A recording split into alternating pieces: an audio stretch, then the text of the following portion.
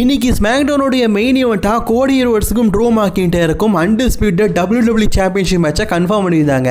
இந்த மேட்ச் தான் மெயின் ஈவெண்ட்டாக நடந்தது. இதில் வெற்றி பெற்றவங்க ராண்டி ஆர்டன் கூட ரெசல்மேனியாவில் மோதுவாங்க. அதனாலே இந்த மேட்ச் மேலே பெருத்த எதிர்பார்ப்பு ரசிகர்கள் மத்தியில் இருந்தது. கோடி ரோட்ஸ் முடிஞ்ச அளவுக்கு எப்படியாவது ட்ரூ மேக்கின்டையரை வெற்றி பெறணும்னு பல முயற்சி பண்ணுறாரு. ஆனால் கோடி ரோட்ஸோடைய முயற்சியை வீணடிக்கிற மாதிரி ரெஃப்யூஸையே டார்கெட் பண்ணுறாரு ட்ரூ மேக்கின்டையர்.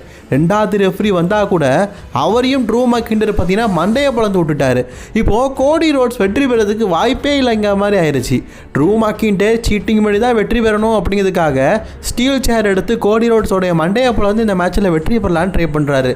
ஆனால் ஜேக்கப் ஃபார்டு இந்த தடவை ட்ரூ மேக்கின்டையரை மட்டுமே ஃபோக்கஸ் பண்ணுறாரு. அவருடைய சேரை கீழே போட்டுட்டு நேர்மையாக சண்டை போடுறா அப்படிங்கிற மாதிரி சொல்கிறாரு. ஃபைனலி கோடி ரோட்ஸ் இந்த வாய்ப்பை பயன்படுத்திக்கிட்டு ரொம்பவே க்ளீனாக ட்ரூ மேக்கின்டையரை வீழ்த்தி இன்னைக்கு 3வது முறையாக WWE சாம்பியன்ஷிப்பை வின் பண்ணியிருக்காரு. ரெசல்மேனியாவுக்கு இன்னும் ஒரு மாட்டம் தான் இருக்குது. அதுக்கு முந்தைய நாள்லேயே நியூ WWE சாம்பியனாக கோடி ரோட்ஸ் மாட்டியிருக்காரு. இதை பற்றின உங்களோட கருத்துக்களை கமெண்ட் பண்ணிக்கோங்க. தொடர்ந்து வீடியோ பார்க்க சேனலை சப்ஸ்கிரைப் பண்ணிக்கோங்க.